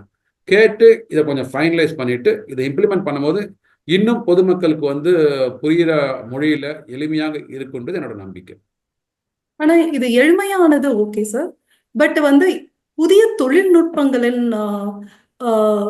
சீற்றத்தை வந்து இந்த ஆக்ட்ல எப்படி கொண்டு வந்திருக்காங்க, எப்படி இதை வந்து ஒரு income tax on digital assets or வருமான வரி ஆன் இந்த ஈக்குவலைசேஷன் லெவின்னு சொல்லிட்டு நம்ம கூகுள்ல இந்த வெப்சைட்ஸ்ல எல்லாம் போட்டிருந்தோம். அதெல்லாம் எப்படி இந்த இன்கம் டேக்ஸ்ல வந்து எளிய முறையில வந்து சொல்லியிருக்காங்க. அதாவது இப்போ இன்கம் டேக்ஸ் வந்து அவங்க எப்படி வந்து நம்மளோட தொழில்நுட்பம் வளர்ந்து கொண்டு வருகிறதோ அதற்கு ஏற்ற மாதிரி இன்கம் டேக்ஸ் ஐட்டியும் அவர்கள் மாற்றி அமைத்து கொண்டு வருகிறார்கள். அது மாதிரி இன்கம் டேக்ஸ் லெவியும் பார்த்தீங்கன்னா அதுக்கேற்ற மாதிரி மாறி வருகிறது. ஏன்னா வந்து குறிப்பாக பார்த்தீங்கன்னா முன்னாடிலாம் நம்ம வந்து கையில் பணம் வச்சுருந்தோம், இல்லை பேங்க்கில் பணம் வச்சுருந்தோம். இப்போ வந்து என்ன பண்ணுறாங்கன்னா ஒரு வேலெட்ன்ற கான்செப்ட் வந்துடுது. அதுதான் இப்போ வந்து புதிதாக வந்து இந்த சட்டத்தில் வந்து வெர்ச்சுவல் டிஜிட்டல் அசெட் வந்து இன்க்ளூஷன் ஆஃப் டெஃபினேஷனில் கொண்டு வந்திருக்கிறாங்க. உங்களோட இப்போ நிறைய பேர் என்ன பண்ணுவாங்கன்னா இந்த கன்சீல்மெண்ட் ஆஃப் இன்கம், நீங்கள் வந்து பணத்தை வந்து வருமானத்தை வந்து காமிக்கல அப்படின்னா அது மறைக்கப்பட்ட வருமானம், அதற்கு வந்து பெனால்ட்டிலாம் உண்டு. அவங்க சப்போஸ் கண்டுபிடிச்சிட்டாங்க இன்கம் டேக்ஸில் அப்படின்னா அதுக்கு வந்து எல்லா அசட்டும் நம்ம கண்ணால் பார்க்குற அசட்லாம் வந்து நம்ம மறைச்சி வச்சிருக்கிறாங்க, அதை கண்டுபிடிக்க முடியும் நம்ம இன்வெஸ்டிகேஷன் ஆஃபீஸர்ஸ் மூலமாக. அது டிஜிட்டலாக இருக்கிற அசட்ஸ் எப்படி நம்ம காமிக்க முடியும், பார்க்க முடியும். ஸோ அதுக்கு வந்து இப்போ அந்த அசட்டை வந்து இந்த மாதிரியான கன்சல்மெண்ட் ஆஃப் இன்கம் அந்த கிளாஸ்க்குள்ளே கொண்டு வந்துட்டாங்க. அவங்க அந்த அசட்டுன்ற டெஃபினேஷனுக்குள்ளே வர்ச்சுவல் டிஜிட்டல் அசட்டையும் கொண்டு வந்துட்டாங்க. சப்போஸ் அவங்க என்கொயரிக்கு வராங்க இல்லை ஆடிட்டுக்கு வரும்போது நம்ம மொபைல் ஃபோன் நம்ம கையில் இருக்குது. ஸோ மொபைல் ஃபோனில் பார்த்தீங்கன்னா நிறைய வேலெட்ஸ் இருக்கும், ஃபாரின் கரன்சியோட இந்த கிரிப்டோ கரன்சி, நம்ம ஃபாரின் கரன்சியில் ட்ரேட் பண்ணுற அக்கௌண்ட்ஸ்லாம் நிறைய வச்சுருப்பாங்க. இதெல்லாம் வந்து நம்மளோட இன்கம் டேக்ஸ் ரேடாரில் நமக்கு தெரியாது. நீங்கள் வந்து ரிசர்வ் பேங்க் இந்தியாவுக்குள்ளே இருக்கிற பப்ளிக் செக்டார் பேங்காக இருக்கட்டும், ப்ரைவேட் பேங்க்ஸாக இருக்கட்டும், அவர்களுக்குள்ள பரிவர்த்தனை பண்ணுகின்ற டிரான்சாக்ஷன்ஸை மட்டும்தான் நம்ம வந்து இப்போதைக்கு நம்மளால் கண்டுபிடிக்க முடியும். ஸோ சப்போஸ் நம்ம வந்து அவரோட டெக்னாலஜி எக்யூப்மெண்ட்ஸை வந்து ஆக்சஸ் பண்ணியிருக்கோம் அப்படின்ற போது, ஏன்னா இந்த பண பரிவர்த்தனை வந்து வெளிநாட்டில் உள்ள ஒரு நிறுவனத்தோடு நடக்குது, மொபைல் டு மொபைல் மட்டுமே நடக்குது, நம்ம ஆர்பிஐ பர்வியில் வரலை அப்படின்ற போது, அந்த மாதிரியான இன்ஃபர்மேஷன் நம்ம கிடைச்சதுன்னா அதை வந்து இன்கம் டேக்ஸ்குள்ளே கொண்டு வந்து அதை வரி விதிக்கும் அதிகாரத்திற்குள்ளே கொண்டு வரதுக்காக தான் virtual digital asset is also to be considered as the capital அசெட்னு கொண்டு வந்திருக்கிறாங்க அவங்க. ஸோ அதன் மூலமாக எப்படி டெக்னாலஜி உருவாகுது பாருங்க, முன்னேறி போகும்போது அந்தந்த முன்னேறி போவதற்கான காரணிகளையும் இன்கம் டேக்ஸ்குள்ளே வந்து வரி விதிக்கும் அதிகாரத்துக்குள்ள, வரி விதிக்கும் பர்விக்குள்ள, வரி விதிக்கணும்னு அவசியம் கிடையாது, அட்லீஸ்ட் இந்த டிரான்சாக்ஷனை வந்து நம்ம பர்விக்குள்ளே கொண்டு வரணும். அதற்கப்புறமா அவங்க வரி கட்டிட்டாங்கன்னா ஒன்றும் பிரச்சனை இல்லை. ஸோ வரியிலேருந்து தப்பித்து போன டிரான்சாக்ஷன் வந்து மீண்டும் இங்கே கொண்டு வருவதற்கான ஒரு வாய்ப்புகள் இருக்கு. அந்த மாதிரி தான் இந்த வந்து தொழில்நுட்பத்தை பயன்படுத்தி கொண்டு இந்த மாதிரியான இன்கம் டேக்ஸ் பில்லை வந்து அதையும் மாடிஃபை பண்ணி கொண்டு வந்திருக்கிறாங்க. தொழில்நுட்பத்தை பயன்படுத்தி கொண்டு தொழில்நுட்பத்தையே வந்து நம்ம வருமான ஆமா, வரியில வந்து கொண்டு வரோம். ஏன்னா பணம் வந்து இப்போ பிசிக்கல் கரன்சிலேருந்து வந்து டிஜிட்டல் கரன்சியாக மாறிடுச்சு இல்லையா அப்போ. ஸோ அதை நீங்கள் டேக்ஸ் பண்ணுற ஆக்டும் வந்து டிஜிட்டலாக மாற வேண்டும். இந்த புதிய மாற்றங்கள் வந்து ஈஸ் ஆஃப் டூயிங் பிசினஸ், அதாவது வணிகம் செய்வதை எப்படி வந்து மேலாக்கும் நினைக்கிறீங்க சார்? அதாவது இப்போ உள்ள 2025 ப்ரொபோஸ்டு பில்லும் 1961 ஆக்ட்லையும் பார்த்தீங்கன்னா பெரிதாக ஒரு ஆப்ரேஷனல் ப்ரொசீஜர்ஸில் எந்த மாற்றமும் கொண்டு வரலை. அதாவது உங்களுக்கு ஈஸ் ஆஃப் டூயிங் பிஸ்னஸில் வந்து இப்போ இந்தியா வந்து முன்னேறி கொண்டு வருகிறது. ஸோ இன்கம் டேக்ஸ்லேயே பார்த்தீங்கன்னா உங்களுக்கு வந்து ரிட்டர்ன் ஃபைலிங்காக இருக்கட்டும் டிஜிட்டலி ஈஸி பண்ணிட்டாங்க. அவங்க அசஸ்மெண்ட் வந்து ஃபேஸ்லெஸ் அசஸ்மெண்ட் ஆகிடுச்சு. முன்னாடிலாம் வந்து அவங்க வந்து நோட்டீஸ் அனுப்புவாங்க, அதுக்கப்புறம் நம்ம வந்து அதுக்கு பெரிய ஒரு ரிப்ளை ரிட்டர்ன் கொடுத்து ரிப்ளையை ப்ரிப்பேர் பண்ணிட்டு அவங்க ஆஃபீஸில் போய் தெரிவிக்க வேண்டும். இப்போ அப்படி இல்லை. இப்போ நீங்கள் வந்து ரிப்ளை ரெடி பண்ணிட்டீங்கன்னா ஆன்லைனில் நீங்கள் வந்து ரிப்ளையை வந்து சப்மிட் பண்ணிடலாம். இப்போ 3:30 மணிக்கு இன்னைக்கு சாயங்காலம் 3:30 மணிக்கு நீங்கள் ரிட்டர்ன் ரிப்ளை ஃபைல் பண்ணணும் அப்படின்னா 3:29 உங்கள் ஆஃபீஸில் உட்காந்து நீங்கள் ஃபைல் பண்ணிடலாம். நீங்கள் 3:29 உங்களுக்கு டேட்டா வருது அப்படின்னு சொன்னீங்க வச்சுக்கோங்களேன், உடனே ப்ரிப்பேர் பண்ணி ஃபைல் பண்ணலாம். இப்போ ஃபிசிக்கலாக போகணும்னு வச்சுக்கோங்க, உங்கள் ஆஃபீஸ் எங்கே இருக்குன்னு தெரியாது, இங்கேருந்து ஒரு 50 கிலோமீட்டர் தள்ளி இருக்கும் அங்கே இன்கம் டேக்ஸ் ஆஃபீஸ், அங்கே போய் ஃபைல் பண்ணும்போது கால தாமதம் ஆகும், அதுக்குண்டான பெனால்ட்டிலாம் வரும். ஸோ அதனால் அதை மாதிரி கொண்டு வந்தனால அதெல்லாம் இன்னும் கண்டினியூ ஆகுது. புது இன்கம் டேக்ஸ் 2025லையும் அதெல்லாம் இன்னும் கண்டிப்பாக இன்னும் வந்து அதான் இப்போ அந்த குறிப்பாக சொல்லணும்னா எங்கெல்லாம் வந்து ஃபேஸ்லெஸ்ஸாக இருக்க வேண்டுமோ, எங்கெல்லாம் வந்து இன்பர்சன் இருக்கணுமோ அதை வந்து செயல்படுத்தி கொண்டிருக்கிறார்கள். முன்னாடி வந்து ஃபேஸ்லெஸ் அப்பீல்னு ஒன்று வச்சுருந்தாங்க. அதாவது ஃபேஸ்லெஸ் அப்பீல் என்னதுன்னா ஒரு டிமாண்ட் போடுறாங்க வச்சுக்கோங்களேன், அதற்கு நம்ம அப்பீல் பண்ணணும் அப்படின்னா, மேலதிகாரிகளுக்கு அப்பீல் பண்ணணும்னா நம்ம நேரடியாக ஆவணங்களை எடுத்துக்கொண்டு போய் அவங்கள்ட்ட காமிச்சாங்கன்னா அந்த ப்ராப்ளம் சீக்கிரமாக முடியறதுக்கான வாய்ப்புகள் இருக்கு. அவங்க முன்னாடி என்ன ஃபேஸ்லெஸ் அப்பீல் தான், நீங்கள் நேரில் வர வேண்டாம் டிஜிட்டலாக கொடுத்துருங்கன்னு சொன்னாங்க. இதனால கொஞ்சம் காலதாமதமானது. அதை புரிந்து கொண்டு இப்போ என்ன சொல்லிட்டாங்கன்னா அப்பீல்ஸ் வந்து இன்பர்சனில் கூட நீங்கள் வரலான்ட்டாங்க. இப்போது நீங்கள் ஒரு கேள்வி கேட்டிருக்கிறீங்க, நான் உங்களுக்கு பதில் சொல்லும் போது அது நேரடியாக வந்தேன்னா ஒரு 5 நிமிஷத்தில் வந்து சார் இதுதான் இந்த டாக்குமெண்ட்டு, இதுதான் நான் இன்கம் டேக்ஸ் ஃபைல் பண்ணியிருக்கிறேன், இதுதான் வரி கட்டியிருக்கேன், கரெக்டாக பார்த்துக்கோங்கன்னு சொன்னீங்கன்னா உடனே முடிஞ்சு போயிடும். இதை வந்து நம்ம முன்னாடி ஃபேஸ்லெஸ் அப்பீல், அதாவது டிஜிட்டல் முறையாக பண்ணும்போது அவர்களுக்கு புரிதல் வேறு மாதிரி இருந்து, நம்ம எழுதும்போது நம்மளோட புரிதல் வேறு மாதிரி இருந்து, திருப்பியும் வந்து அது வந்து ஒரு அப்பீல்ஸ், அதுக்கப்புறம் மேலே ஹைகோர்ட்டுக்கு போகிறது, அப்புறம் சுப்ரீம் கோர்ட்டுக்கு போகிறது, அந்த மாதிரியான ஒரு கான்ஃப்ளிக்ட்லாம் முன்னாடி இருந்தது. அதற்காக இப்போது இன்பர்சன் அப்பீல்ஸை வந்து எனேபிள் பண்ணி விட்டுருக்குறாங்க. எங்கெல்லாம் வந்து சிக்கல்கள் இருக்கிறதோ நேரடியாக நீங்கள் வந்து அந்த அப்பீலை வந்து அந்த அசஸிங் ஆஃபீஸரோ ஆஃபீஸர்ட்டையோ போய் காமிச்சு அதை தீர்த்து கொள்ளலாம். ஸோ டிஜிட்டலாக மாறினாலும் சில நேரங்களில் எவிடன்ஸை வந்து பர்சனலாக கொடுத்தா ப்ராப்ளம் ஈஸியாக சால்வ் ஆகும்போது இன்பர்சன் அப்பீலையும் இதில் கொண்டு வந்திருக்கிறாங்க. ஸோ எங்கெல்லாம் வந்து டாக்ஸ் ரிட்டர்ன்ஸ் கூட சார் அந்த நாட்கள் வந்து நீட்டு இருக்காங்க அப்படின்னு சொன்னாங்க. இல்லை, டாக்ஸ் ஃபைலிங் டியூ டேட்ஸ் வந்து அப்படியே வைத்து கொண்டிருக்கிறார்கள். அந்த ரிவைஸ் ரிட்டர்ன் ஃபைல் பண்ணுறது வந்து இன்னும் 2 வருடங்கள் நீட்டிப்பு செய்திருக்கிறார்கள். அதாவது நம்ம நார்மலாக ஃபைல் பண்ணுறது ஜூலையில் ஃபைல் பண்ணோம், அக்டோபரில் ஃபைல் பண்ணோம், நவம்பரில் ஃபைல் பண்ணோம், ஒவ்வொருத்தர் அதாவது இண்டிவிஜுவல்ஸ், பிஸ்னஸ் பீப்புள், கம்பெனிஸ், அது மாதிரி அந்த நாட்கள் அதில் ஒன்றும் மாற்றம் இல்லை. இந்த ரிவைஸ் ரிட்டர்ன் ஃபைல் பண்ணுறதுல வந்து ஒரு 2 வருடங்கள் வந்து எக்ஸ்டெண்ட் பண்ணியிருக்கிறாங்க. சப்போஸ் நம்ம ஏதாவது ரிட்டர்ன் ஏதாவது இன்கம் வந்து விட்டுட்டோம் அப்படின்னா மீண்டும் கண்டுபிடித்து அப்டேட் பண்ணி இன்கம் டேக்ஸ் ரிட்டர்னை ஃபைல் பண்ணுறதுக்கு வந்து அதற்கு ஒரு வாய்ப்பு கொடுத்துருக்கிறார்கள். அது வரவேற்கத்தக்க வேண்டிய ஒரு மாறுதலாக நம்ம பார்க்குறோம்.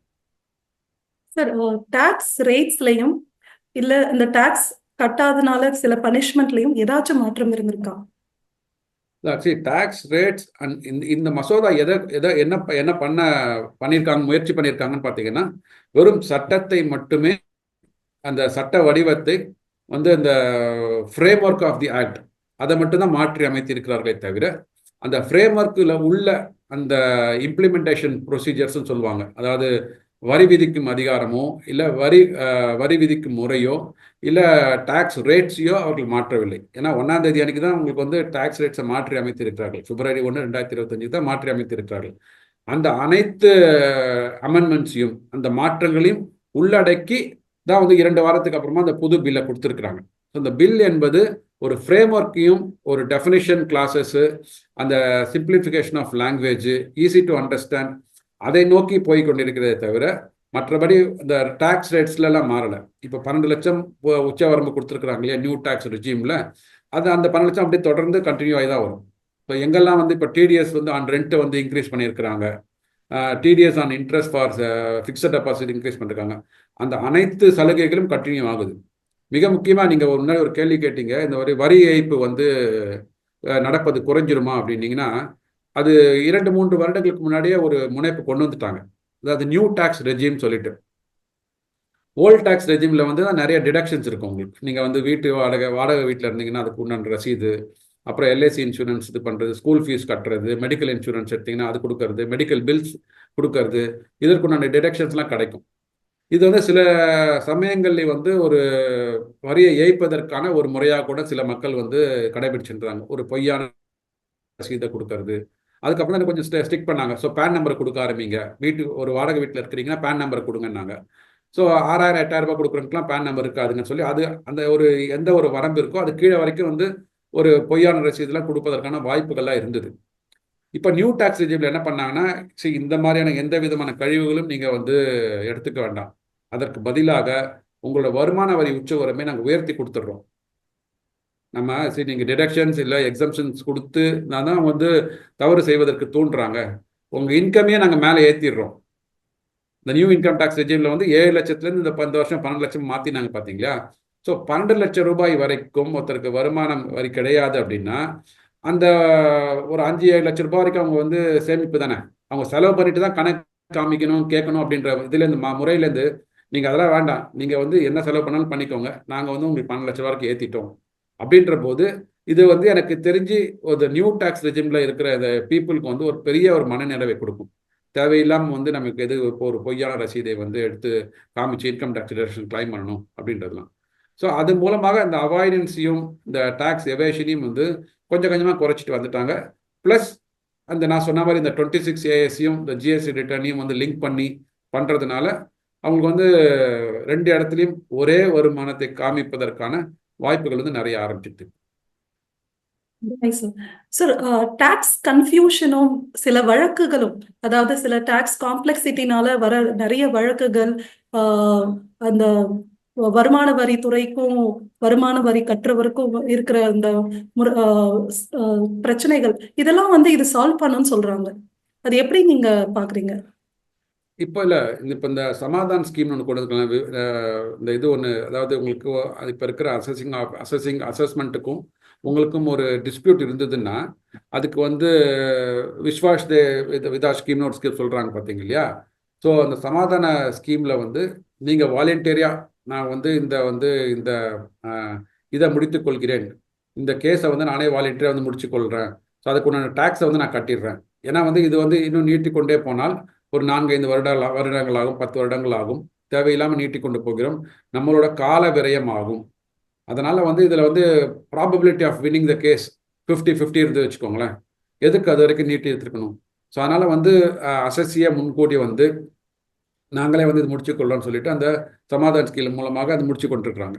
ஸோ அது வந்து இந்த இன்கம் டேக்ஸ் பில்லை தாண்டி அப்பப்போ ஒரு 4-5 வருடங்களுக்கோ இல்லை ஒரு 8-10 வருடங்களுக்கு ஒரு முறையாக அந்த இன்கம் டேக்ஸ் கேசஸ் எவ்வளோ ஃபைலப் ஆகுது, அந்த ஃபைலப் ஆகிறதை வைத்துக்கொண்டு இன்கம் டேக்ஸ்லேருந்து அவங்க வந்து ரெக்கமெண்டேஷன் கொடுப்பாங்க.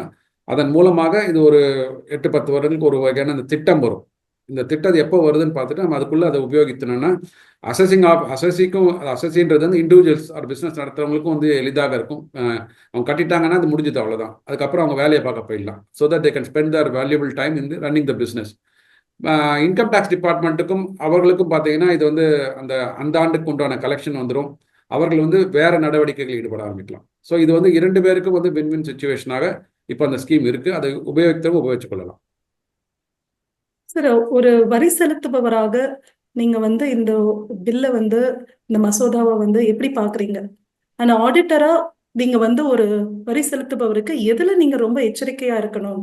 எதை வந்து நீங்க இதுல வந்து பார்த்து இதுக்கு முன்னாடி நீங்க பண்ணதுல இருந்து மாற்றி நீங்க இந்த விஷயத்த யோசிக்கணும் அப்படின்னு சொல்லிட்டு நீங்க அட்வைஸ் பண்ணுவீங்க? அதாவது ஒரு தனி மனிதனாக பார்த்தீங்கன்னா, இந்த டாக்ஸ் பில்லையும் இந்த இன்கம் டேக்ஸ் ஆக்டையும் அதை மத்திய நிதிநிலை அறிக்கை ரெண்டுத்தையும் சேர்த்து தான் பார்க்க வேண்டியிருக்கு நமக்கு. அப்படி இருக்கும்போது பார்த்தீங்கன்னா எல்லாரும் வந்து ஒரு 8லேருந்து 10 லட்சம் ரூபாய் வரைக்கும் தான் வந்து வருமான வரி உச்சவரம்பு கிடைக்கும்னு நினச்சிட்டு இருந்தாங்க. அது 12 லட்சமாக கொடுத்துருக்குறாங்க. அது மிகப்பெரிய ஒரு வரவேற்கத்தக்க விஷயம். அது தனிநபராக சொல்கிறோம். ரெண்டாவது வந்து இன்னும் வந்து income tax benefits for companies இன்னும் கொஞ்சம் பண்ணியிருக்கலாமோ அப்படின்னு சொல்லிட்டு இது எதிர்பார்ப்பு இருக்கு. அதாவது புதிதாக வந்து ஒரு நபர்களை நீங்கள் வேலைக்கு சேர்க்குறீங்கன்னா 80JJஏன்னு ஒரு செக்ஷன் இருக்கு. அவர்களுக்கு வந்து 25,000 ரூபாய்க்குள்ள சம்பளம் வாங்குறவங்களுக்கு வந்து இன்கம் டேக்ஸில் வந்து சப்சிடி கிடைக்கும் அவங்களுக்கு. அது வந்து 25,000ன்றது வந்து இது ரொம்ப நாளுக்கு முன்னாடி ஃபிக்ஸ் பண்ண அமௌண்ட். இது வருடம் உங்களுக்கு வந்து 8லேருந்து 10% வந்து சம்பளம் உயர்ந்து கொண்டு வருகிறது. 5% இன்ஃப்ளேஷனாக கூட ப்ளஸ் ஒரு 3 to 5% வந்து அவங்களுக்கு பர்ஃபார்மன்ஸ் இன்க்ரிமெண்ட் கிடைக்குது. இந்த 25,000 என்ற அமௌண்ட் வந்து கொஞ்சம் குறைவாக இருக்கிறது. அது மேபி இன்னைக்கு இருக்கிற காலகட்டத்தை வந்து கருத்தில் கொண்டு ஒரு 50,000 உயர்த்தியிருந்தா கொஞ்சம் நல்லா இருக்கும். அப்பதான் புது எம்ப்ளாய்மெண்ட் வரும் உங்களுக்கு நிறைய. ஏன்னா 25,000 கீழே இப்போ வந்து பார்த்தீங்கன்னா ஒரு நிறுவனத்தில் வந்து ஸ்டார்டிங் பண்ணும்போதே உங்களுக்கு 20,000 கிடைக்கும். ஒரு வருஷம் 2 வருஷத்துக்கு அப்புறம் அவங்க 25 மேலே தாண்டி போயிடுவாங்க. அதனால 25,000 ரொம்ப குறைவான அமௌண்ட்டாக பார்த்தோம் நம்ம. அதுவும் குறிப்பாக அப்புறம் பார்த்தீங்கன்னா இந்த சிறு குறு நடுத்தர நிறுவனங்களுக்கு ஒரு ஸ்பெஷல் இன்கம் டேக்ஸ் ரேட் கொடுத்துருக்கலாமோ அப்படின்னு ஒரு இது. ஏன்னா எம்எஸ்எம்இன்னு பார்த்தீங்கன்னா அவங்க வந்து ஒரு பெரிய கார்ப்பரேட் நிறுவனங்களுக்கு அவங்களுக்கு வருமானம் ஈட்ட முடியாது. ஆனால் அவங்களுக்கு வரி வந்து அவர்களுக்கும் இவர்களுக்கும் ஒன்றா தான் இருக்குது. ரேட் ஆஸ் எ பர்சன்டேஜ் அது கொஞ்சம் இவங்களுக்கு தனியாக கொடுத்துருக்கலாமோ அப்படின்னு ஒரு 2 வித எதிர்பார்ப்பு இருந்தது ஆஸ் அன் இண்டிவிஜுவலாக எல்லாம் நம்ம இண்டஸ்ட்ரீஸோடு இன்ட்ராக்ட் பண்ணும் போது.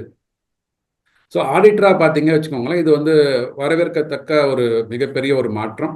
இதற்கு வந்து அரசாங்கம் வந்து இன்னும் வருகின்ற ஒரு 3-6 மாதங்களில் வந்து ஒரு விழிப்புணர்வு முகாம், ஒரு அவேர்னஸ் கேம்பெயின் அனைத்து மாநிலங்கள்லையும் இருக்கிற ஒரு Tier 1 சிட்டிஸ் Tier 2 சிட்டிஸ் அங்கே வந்து இந்த இன்கம் டேக்ஸ் பில்லை வந்து எடுத்துக்கொண்டு வந்த முயற்சி இதுதான். ஸோ இதற்காக தான் வடிவமைக்கப்பட்டிருக்கிறது. ஸோ இந்தந்த 1961 இந்த செக்ஷன்ஸ் இருந்தது. 2025 இந்த செக்ஷன் இங்கே இருக்குது. இதன் மாற்றம் வந்து மக்களுக்காக கொண்டு வந்தது. இது உங்களுக்கு ஈஸ் ஆஃப் டூயிங் பிஸ்னஸை நோக்கி போகிறது அப்படின்னு சொல்லிட்டு ஒரு அவேர்னஸ் கேம்பெயினை வந்து மினிஸ்ட்ரி ஆஃப் ஃபினான்ஸ் புதுதில்லியிலேருந்து அவர்களோட ரெப்ரசன்டேட்டிவ்ஸ் மூலமாக அனைத்து மாநிலங்களிலும் Tier 1 and Tier 2 சிட்டிஸில் நடத்தினாங்கன்னா இதனோட புரிதல் மக்களுக்கு வந்ததுன்னா 2026 இது இம்ப்ளிமெண்ட் ஆகும்போது ஈஸியாக இருக்கும் உங்களுக்கு. ஏன்னா இப்போ உங்களுக்கு 2014 ஜிஎஸ்டி வந்து வந்தபோது மக்களுக்கு வந்து ஒரு 6 மாதங்கள் வந்து அவருக்கு ரொம்ப கஷ்டமாக இருந்தது. ஏன்னா ஓவர் நைட் இம்ப்ளிமெண்ட் பண்ணிட்டாங்கன்னு சொன்னாங்க. ஆனால் இப்போ நமக்கு நேரம் இருக்கிறது. நம்ம வந்து February 2025 முடியும் தருவாயில் இருக்கும். இந்த ஆக்ட் வரப்போதே 2026 தான். ஸோ இன்னும் கிட்டத்தட்ட உங்களுக்கு வந்து ஒரு வருடம் 12லேருந்து 14 மாதங்கள் இருக்கிறது. இதை ஒரு நல்ல ஒரு காலமாக எடுத்துக்கொண்டு வருகின்ற ஒரு 6 மாதங்களில் ஒரு ஃபீட்பேக், நேரடி கருத்து கேட்பு, அது இண்டஸ்ட்ரியல் அசோசியேஷன்லையும் கேட்கலாம், தனி மனிதர்களையும் கேட்கலாம்.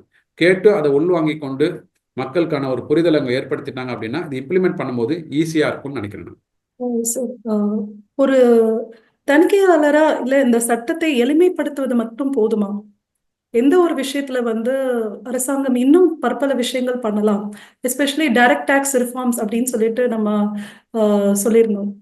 இதுக்கு இது ஒரு முதல் படியா இருந்திருக்குமா? இல்லை, கண்டிப்பாக இது ஒரு முதல் படி நல்லபடியாக எடுத்து வச்சிருக்கிறாங்க.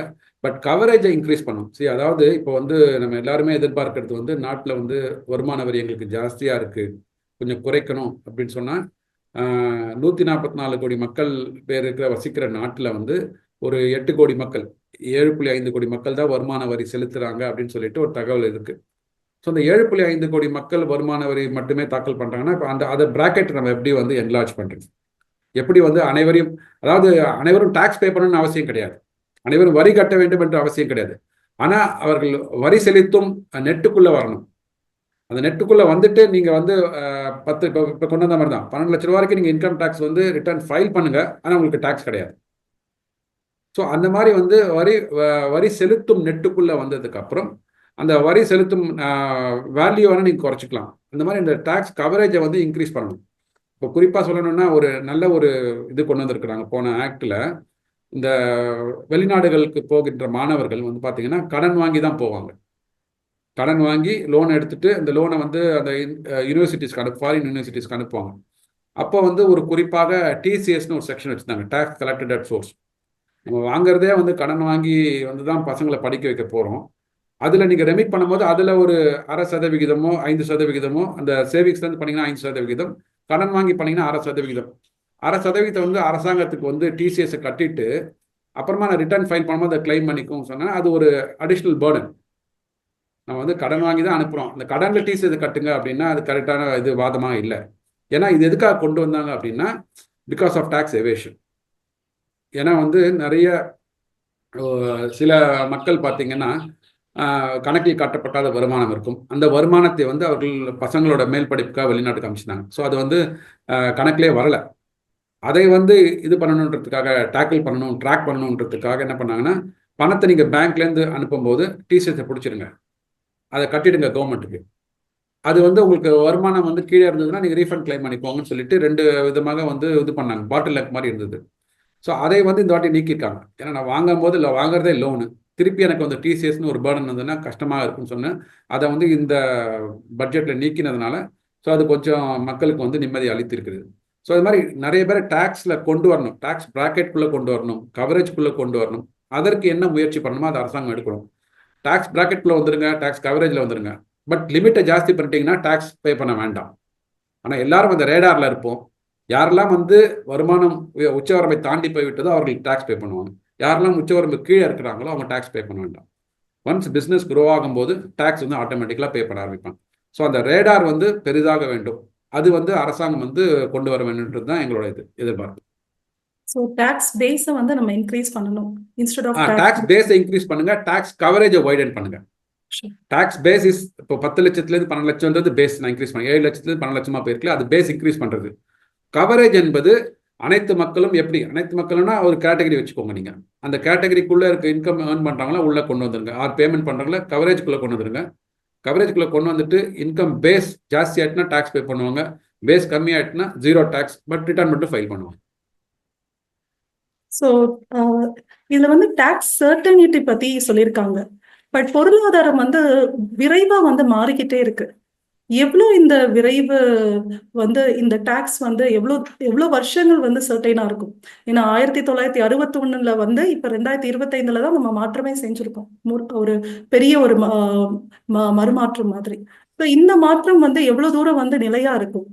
ஏன்னா நிறைய சேஞ்சஸ் வந்து இப்போ வந்துட்டு இருக்கு. இல்லை, அதை குறிப்பாக என்ன எதுக்காக முன்னாடி பார்த்தீங்கன்னா இந்த பட்ஜெட் ஸ்பீச்லேயும் போது பட்ஜெட்டில் வந்து ஒரு 1.25 மணி நேரம் ஒரு பட்ஜெட் ஸ்பீச் இருந்ததுன்னா கடைசியாக ஒரு 15லேருந்து 20 நிமிஷம் தான் வந்து direct tax and indirect tax proposals இருக்கும். ஸோ அதுக்கு தான் மக்கள் வந்து மிக முக்கியமாக வந்து கவனத்தை வந்து செலுத்த ஆரம்பித்தாங்க.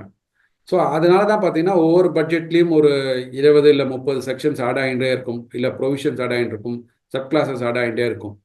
ஸோ இப்போ நாடு வளர்ந்து வரும் இதில் பார்த்தீங்கன்னா குளோபலைசேஷன் வரும்போது, ஸோ குளோபல் டிரான்சாக்ஷன்ஸ்லாம் நம்ம இன்ட்ராக்ட் பண்ணும்போது அதற்கு உண்டான யூனிக்னஸை புரிஞ்சுக்கணும்.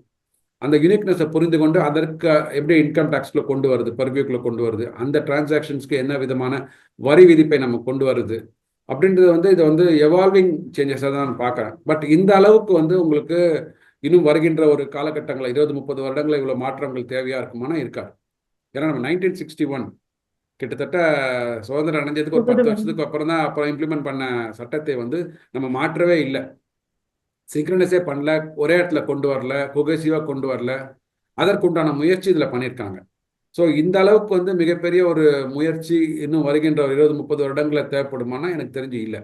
ஸ்லைட் மாடிஃபிகேஷன்ஸ் கண்டிப்பாக இருக்கும், கிளாரிஃபிகேஷன்ஸ் கொடுப்பாங்க. நான் சொன்ன மாதிரி இப்போ வந்து இந்த இண்டஸ்ட்ரி ரெப்ரசன்டேஷன்ஸ், மக்கள்கிட்ட அவேர்னஸ் இன்னும் ஒரு 6லேருந்து 8 மாதங்களுக்குள்ள கொடுத்துட்டு அவங்களோட கிளாரிஃபிகேஷன்ஸையும் வாங்கி டவுட்ஸையும் வாங்கி கிளாரிஃபை பண்ணி அதையும் உள்ளடக்கிய ஒரு புதிய ஒரு மசோதாவாக 1 ஏப்ரல் 2026 இம்ப்ளிமெண்ட் பண்ணும்போது இன்னும் ஐயப்பாடுகள் வந்து குறைய ஆரம்பிக்கும். பட் 20-30 இயர்ஸ்க்கு வந்து பெரிதாக ஒன்றும் மாற்றம் செய்வதற்கான வாய்ப்புகள் இல்லைன்னு தான் நான் பார்க்குறேன். சார், சட்டத்தை வந்து எளிமைப்படுத்துறது ஒரு விஷயம், வழக்குகளை குறைக்கிறது ஒரு விஷயம், அதுக்கப்புறம் இதுல வந்து அந்த கன்ஃபியூஷன் கிளாரிட்டி வந்து வந்திருக்கு அப்படின்னு சொல்றாங்க. பட் ஒரு ஒரு பர்சனா வந்து ஒரு ஃபேஸ்லெஸ் அசஸ்மெண்ட்லையும் இந்த டிஜிட்டலா வந்து சில ரிட்டர்ன்ஸை நான் வந்து ஃபைல் பண்றதுனாலையும் நிறைய விஷயங்கள் என்னால வந்து சொல்ல முடியாம போகுது. ஏன்னா கம்ப்ளைண்ட் ரிட்ரெஸல் வந்து பெருசா இதுல இருந்த மாதிரி இல்லை. ஆனா வந்து நீங்க சொன்ன மாதிரி நம்ம வந்து சில விஷயங்களை வந்து நீங்க நேர்ல போய் மீட் பண்ணி நம்ம பேசலாம்னு சொல்றீங்க. சோ எந்த அளவுக்கு மக்கள் வந்து இதுல தெளிவா இருப்பாங்க, அதாவது எந்த இடத்துல வந்து எந்த கம்ப்ளைண்ட்ஸ் இருந்தாலும் நீங்க இந்த விஷயத்த வந்து நீங்க பண்ணலாம் அப்படின்னு சொல்லிட்டு.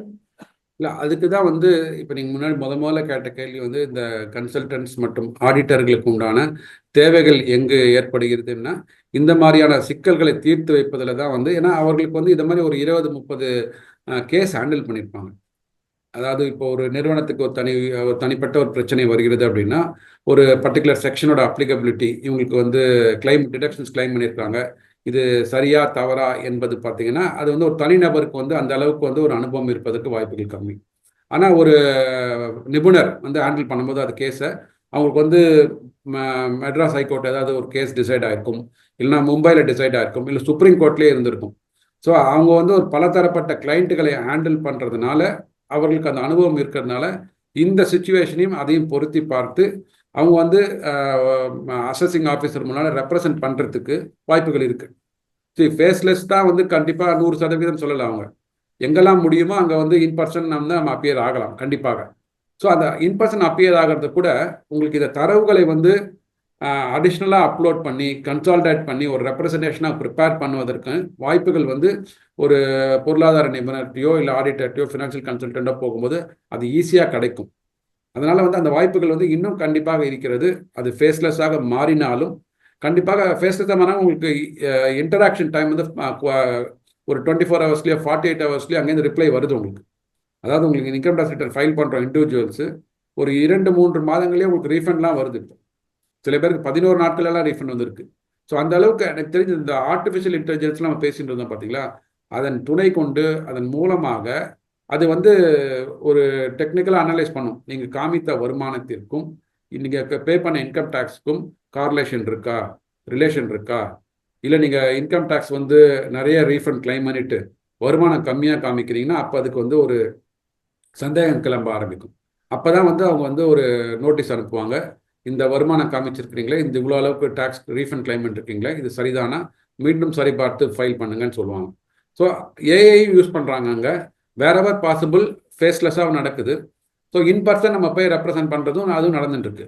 ஆமாம், இன்பர்சன் ரெப்ரசன்ட் பண்ணும்போது தான் இந்த மாதிரியான ஒரு நிபுணர்களோட உதவி தேவைப்படுமே தவிர அந்த அந்த நிபுணர்களோட தேவை இல்லாத வரைக்கும் நீங்கள் வந்து ஃபேஸ்லெஸ்ஸாகவே நீங்கள் வந்து உங்கள் கேஸ் ஹேண்டில் பண்ணிக்கலாம்.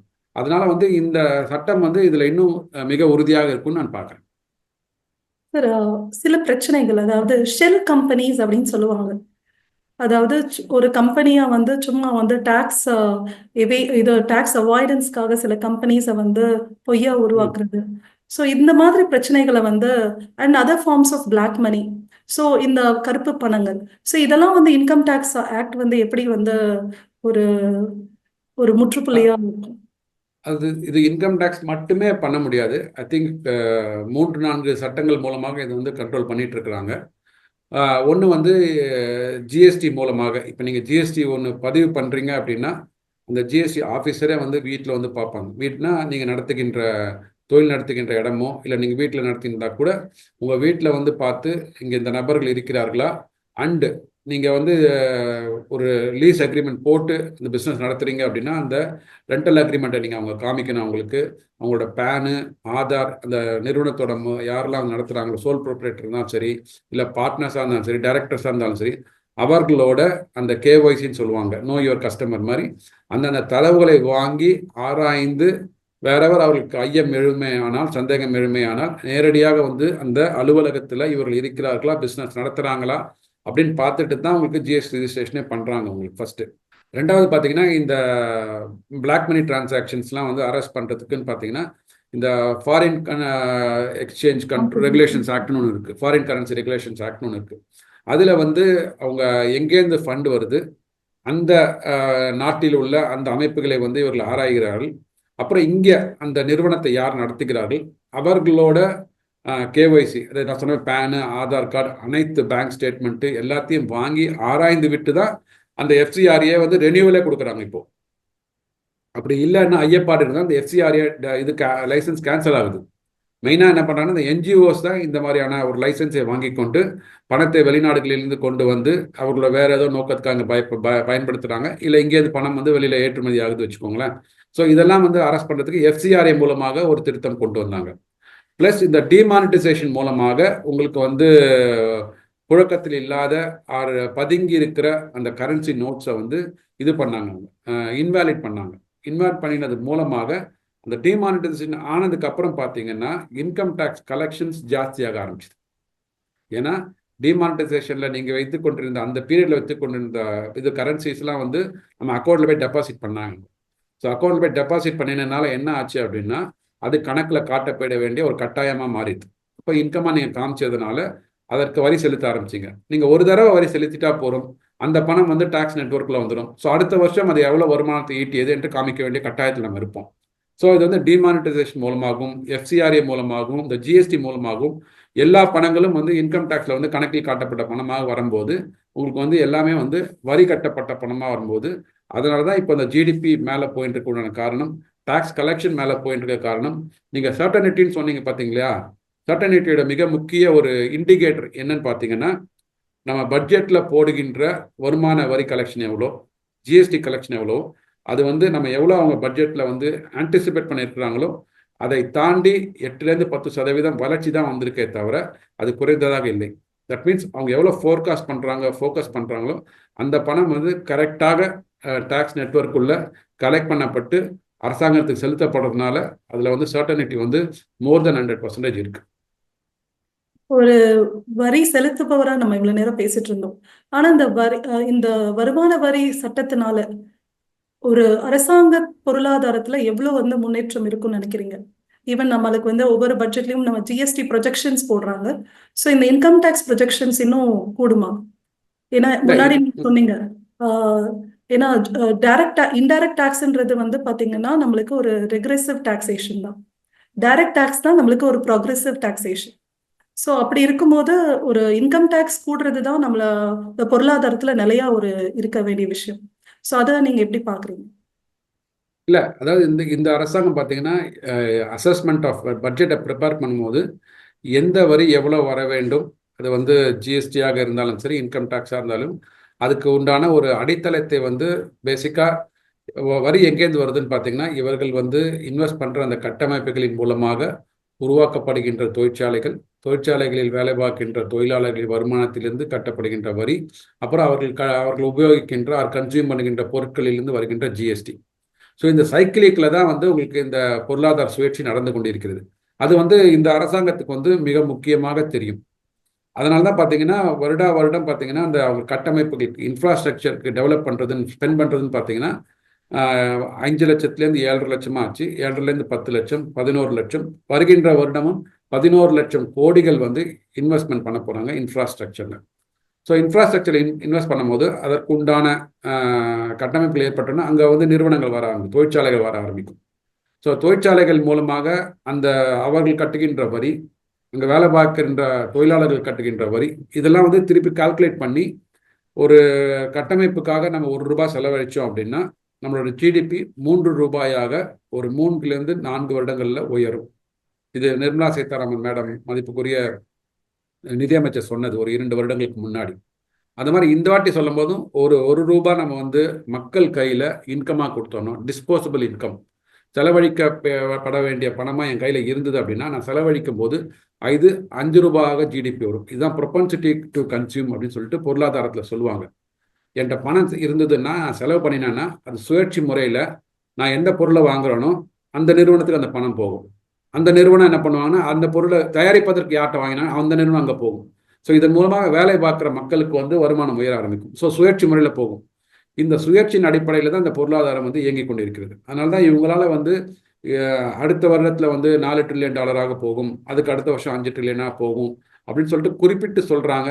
அந்த டார்கெட்டையும் அவங்க அச்சீவ் பண்ணுறது வந்து மிக முக்கியமாக இதில் ட்ராக் பண்ணுறதுனால தான். ஏன்னா எனக்கு தெரிஞ்சு பார்த்தீங்கன்னா இந்த ஒரு 4-5 வருடங்களாக மாதா மாதம் எந்தெந்த மாநிலத்திற்கு மத்திய அரசாங்கத்துக்கு எவ்வளோ வரி வந்தது அப்படின்னு சொல்கின்ற ரிப்போர்ட் வந்து டேஷ்போர்டு வந்து 1ஆம் தேதி காலையில் எல்லாரோட ப்ரெஸ் இன்ஃபர்மேஷன் பியூரோ வெப்சைட் வந்து விட ஆரம்பிச்சிது. தட் மீன்ஸ் டேட்டா எல்லாம் இன்டகிரேட்டடாக இருக்குது, டிரான்ஸ்பரண்ட்டாக இருக்குது, அதில் வந்து உண்மைத்தன்மை இருக்கிறது. ஸோ அந்த பணம் வந்து நேராக வந்தோடனே எல்லா மாநிலங்களுக்கும் இன்ஃபர்மேஷன் போச்சு. ஸோ இதை வந்து நீங்கள் கரெக்டாக ட்ராக் பண்ணி இம்ப்ளிமெண்ட் பண்ணும்போது உங்களுக்கு அது வந்து வளர்ச்சியை நோக்கி போகின்ற ஒரு நல்ல ஒரு காரணியாக இந்த பட்ஜெட்லாம் அமையுதுன்னு பார்க்குறேன். கடைசியா நமது நிதியமைச்சர் வந்து பாரதிய நியாய சன்ஹிதா மாதிரி இது ஒரு நியாயத்தை நம்மளுக்கு கொடுக்கும் அப்படின்னு சொல்லிட்டு இந்த வருமான வரி சட்டத்தை பத்தி சொல்லியிருந்தாங்க. அத நீங்க எவ்வளோ எப்படி அதான் இப்போ ஆமாம், அதாவது ஒரு முன்னாடி நான் சொன்ன மாதிரி நிறைய ஒரு விஷயங்கள், நிறைய வார்த்தைகள் பொதுமக்களுக்கு புரியாமல் இருந்தது. நம்ம எப்பங்க நியாயத்தை தேடி போவோம் நம்ம? அதாவது ஒரு செயல் நடக்கிறது, அந்த செயலோட புரிதல் வந்து எனக்கு வேற மாதிரியாகும், உங்களுக்கு வேற மாதிரியாகவும் இருந்தால் அது நியாயம் கேட்கறதுக்கு யார்ட்டையாவது போகணும் இல்லைங்களா? அப்போ ஏன் அங்கே வந்து அந்த அந்த language used in the act, அந்த சட்டத்தில் உபயோகப்படுத்தப்படுகின்ற அந்த வார்த்தைகள் வந்து உங்களுக்கு ஒரு புரிதலை கொடுத்தது, எனக்கு ஒரு புரிதலை கொடுத்தது. இப்போ வந்து அப்படி இல்லை.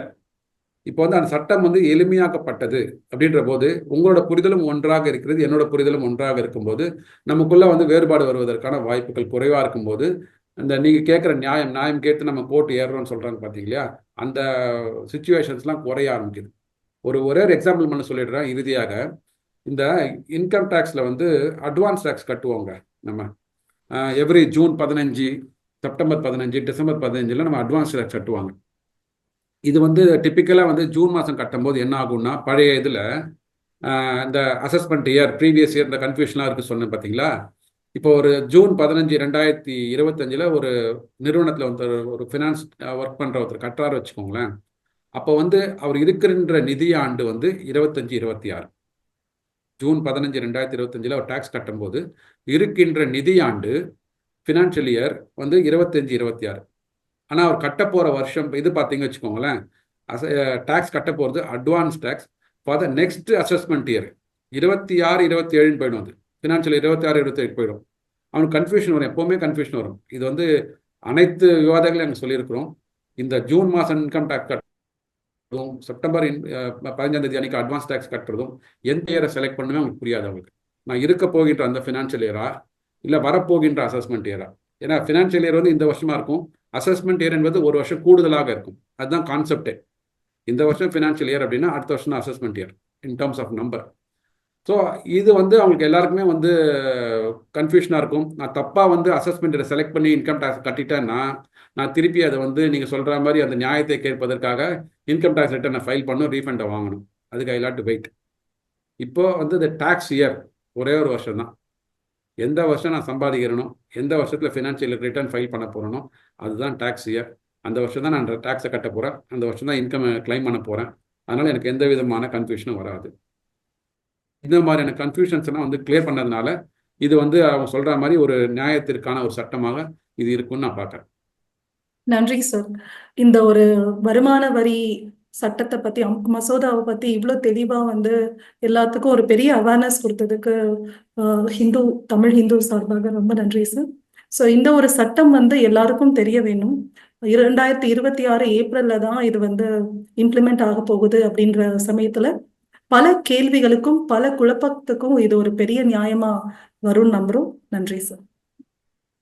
தமிழ் நேயர்களுக்கும் உங்களுக்கும் நன்றி.